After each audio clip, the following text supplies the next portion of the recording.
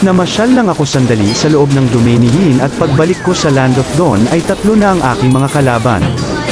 Sumilip ako sa may damuhan at may nakita akong insekto kaya ito ay aking natapakan. Dahil napagod ako manghuli ng alien, nakitambay muna ako sa kabilang base gamit ang aking B-cut strategy. Sobrang agresibo makabawi ni Yin, mabuti na lang kasama ko ang top 1 Jupiter na si Ruby. Ito nga pala ang mga items na ginamit ko para magkaroon kayo ng idea kung paano mag-counter build sa mga heroes na nakakalaban nyo. Para naman sa emblem ay tank, 3 sa vitality at 3 rin sa inspire tapos brave smite which is bawat inflict mo ng control effect sa inyong mga kalaban ay babalik ang 7% ng iyong max HP at may cooldown ito ng 8 seconds.